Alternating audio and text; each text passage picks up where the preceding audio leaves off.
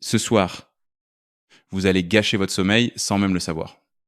Dans moins de 30 minutes, vous allez grignoter quelque chose. Une petite douceur, un reste de fromage brie ou peut être une dernière bouchée de ce croissant qui traîne parce que cela semble insignifiant et au moment précis où cette nourriture atteint votre estomac à 23 heures, votre corps bascule en mode panique, pas progressivement, pas doucement, mais instantanément, votre pancréas se réveille en sursaut. Votre taux désinsuline monte en flèche. Le processus de réparation que votre corps était sur le point de commencer, ce grand nettoyage, cette récupération et cette combustion des graisses, tout s'arrête brusquement. Tout se fige pour laisser place à la digestion. Voici ce que personne ne vous dit jamais. Ce petit encas de fin de soirée n'est pas du tout la même chose que un déjeuner à midi. C'est radicalement différent à l'intérieur de votre organisme. Même aliment, même calories, mais un résultat totalement opposé. Car la nuit, votre corps n'est pas conçu pour digérer de la nourriture. Il est bâti pour réparer, reconstruire et récupérer en mangeant. Tart, vous venez de lui ordonner de faire exactement le contraire. Imaginez, Chich, pendant 30 jours, vous changez une seule chose, une seule. Vous arrêtez de manger quelques heures avant de vous coucher, c'est tout. Le même petit déjeuner, le même déjeuner, le même dîner, le même nombre total des calories, mais simplement consommer plus tôt. Ce qui va se passer ensuite va changer votre compréhension de votre propre corps pour toujours. Il est 23h47, les lumières sont tamisées, la maison est calme.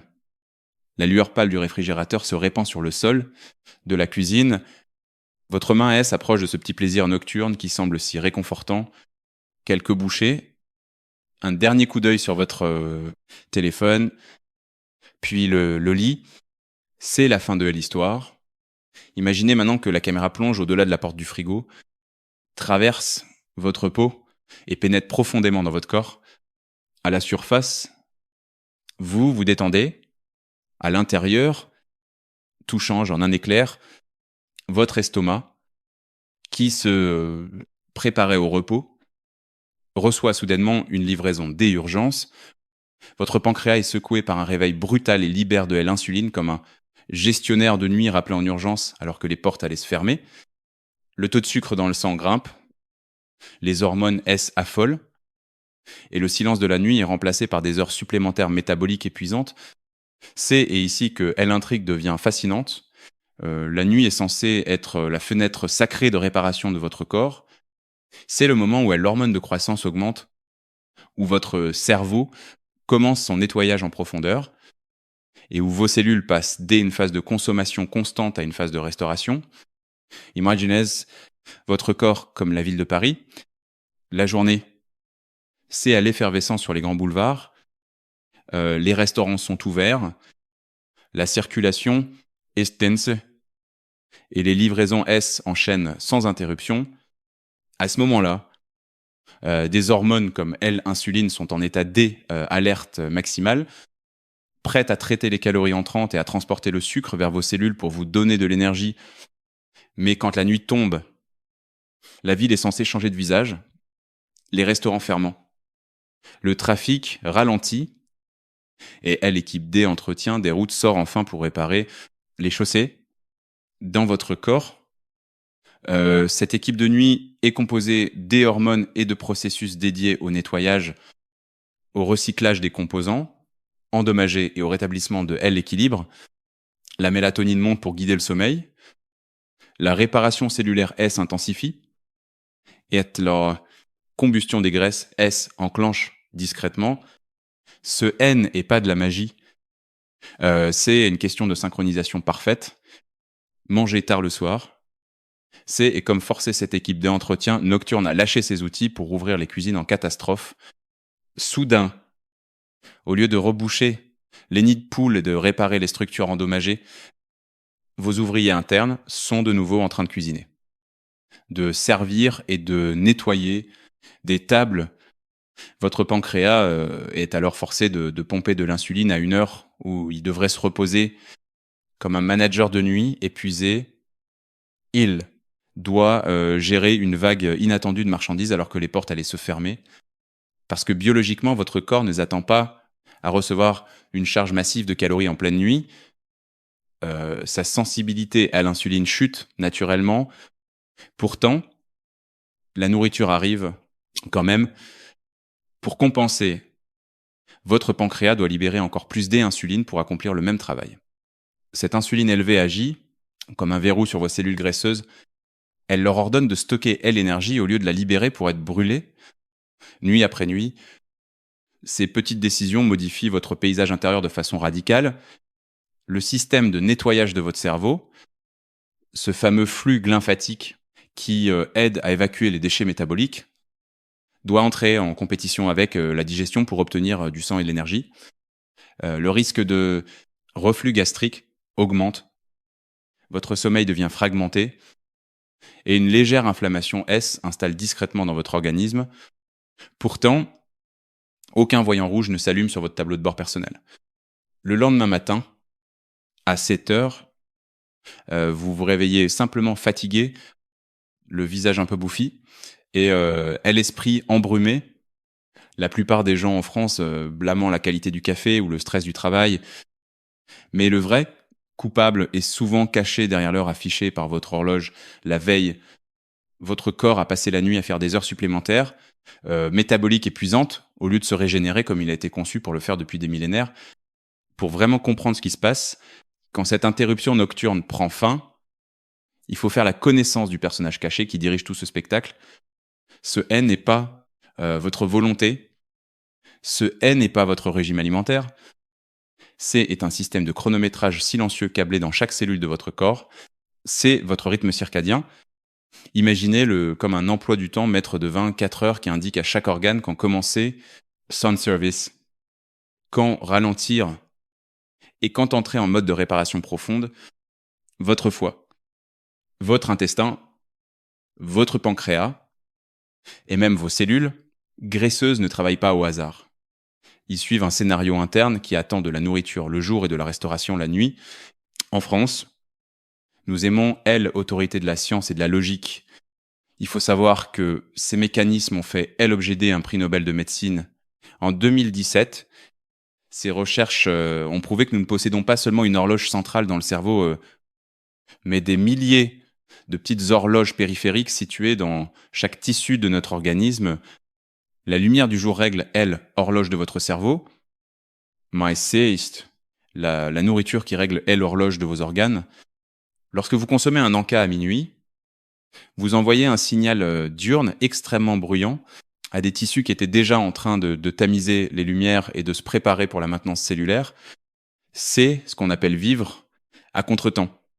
Dans ce scénario, la mélatonine, qui est l'hormone du sommeil, commence à grimper alors que la sensibilité à l'insuline chute. Naturellement, biologiquement, votre corps N attend plus aucune calorie. Pourtant, la nourriture arrive quand même. À ce moment précis, l'insuline doit monter beaucoup plus haut que la normale pour faire le même travail, car elle doit combattre le signal de repos envoyé par la mélatonine. Ce conflit hormonal crée un véritable chaos interne.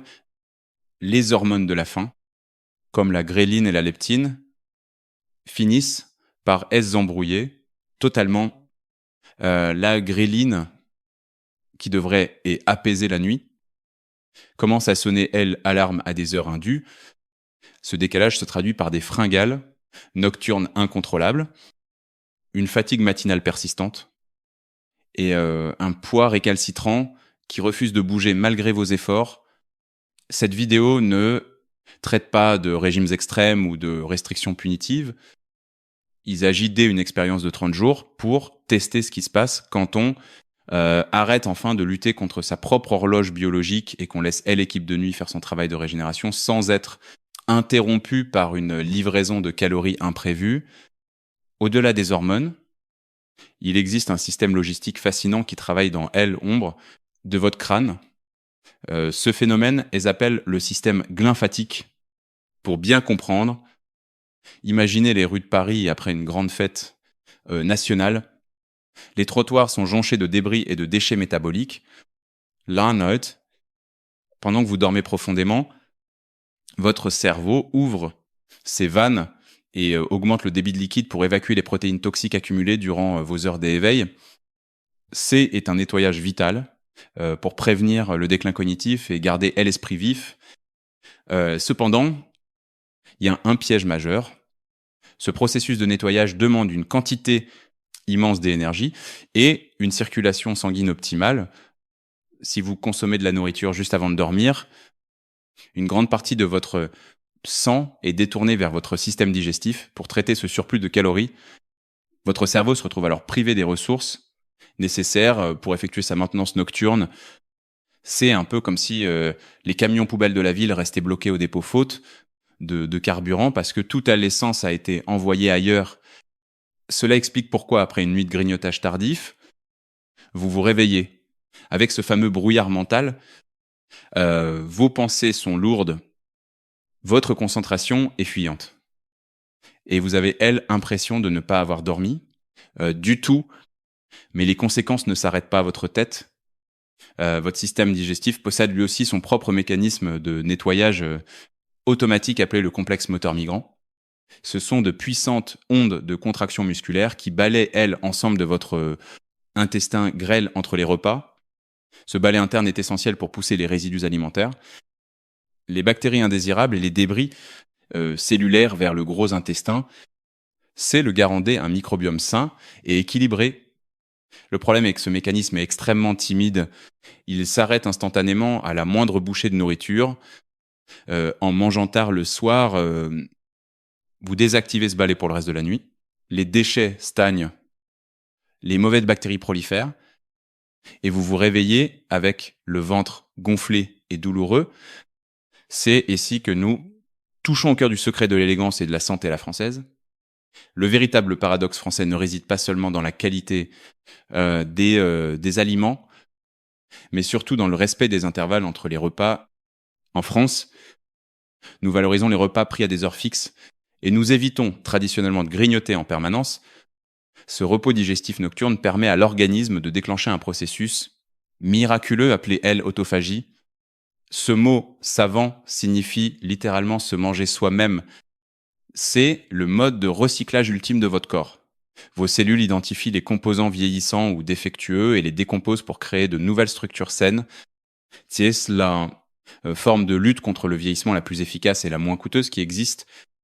En mangeant tard, vous coupez court à ce recyclage, vous forcez votre corps à rester dans une logique de stockage et de survie immédiate au lieu de privilégier la régénération à long terme. Cette erreur répétée jour après jour crée une inflammation chronique. Ce N n'est pas une douleur aiguë, mais un stress permanent pour vos tissus qui fatigue votre cœur et y use vos vaisseaux sanguins. En choisissant de fermer la cuisine quelques heures avant le coucher, vous ne faites pas une croix sur le plaisir. Vous offrez simplement à votre corps le temps nécessaire pour redevenir une machine performante et propre dès le lendemain. Maintenant que vous avez compris les rouages biologiques, il est temps de passer de la théorie à la pratique pour transformer ces connaissances en résultats visibles. Vous allez entamer une véritable révolution intérieure de 30 jours. Cette expérience N et pas un régime restrictif de plus. C'est une réorganisation stratégique de votre emploi du temps métabolique. Et l'objectif est d'instaurer un couvre-feu alimentaire strict 2 à 4 heures avant votre heure de coucher habituelle. Si vous fermez les yeux à 23 heures, la cuisine doit être officiellement close des vins. Et 1 heure au plus tard, la première semaine constitue la phase de négociation la plus délicate.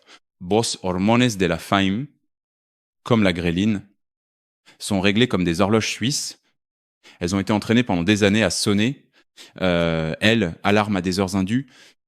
Durant les 3 ou 4 premières nuits, vous ressentirez probablement une vague de fringales vers 20. 2 heures, ce N est pas le signe que votre corps manque d'énergie. C'est simplement le cri D, une habitude qui refuse de mourir. Votre cerveau se comporte alors comme un livreur confondu qui tambourine à une porte fermée. se demandant où est passée la commande habituelle. Pour faciliter cette transition, assurez-vous de consommer suffisamment de protéines et de fibres lors de vos repas de la journée. Cela donnera à votre organisme le carburant nécessaire pour ne pas paniquer le soir. Si l'envie de grignoter devient trop forte, tournez-vous vers une tradition française apaisante, la tisane, une infusion de camomille, de tilleul ou de mélisse, dégustée sans sucre, devient votre nouvel interrupteur psychologique. La chaleur du liquide et l'absence de calories envoient un signal clair à votre système nerveux. La phase d'action est terminée. Le temps du repos commence. Imaginez que vous apprenez à votre corps que le réconfort ne se trouve pas forcément au bout d'une fourchette. Au cours de la 2e et de la 3e semaine, les changements profonds s'installent. Votre taux d'insuline chute beaucoup plus tôt dans la soirée, ce qui donne le signal vert à vos cellules pour commencer la lipolyse, c'est-à-dire l'utilisation des graisses stockées comme combustible nocturne.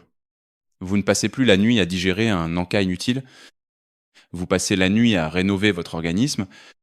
Vers le 15e jour, vous remarquerez que votre ventre est plus plat au réveil et que vos doigts ne sont plus gonflés. Ce N n'est pas seulement une question de silhouette, c'est le signe que l'inflammation systémique est en train de redescendre en arrivant au terme des 30 jours. La pulsion vers le réfrigérateur aura presque totalement disparu. Ce qui était autrefois une lutte de volonté est devenu un automatisme naturel. Vous vous sentez enfin en phase avec vos besoins réels.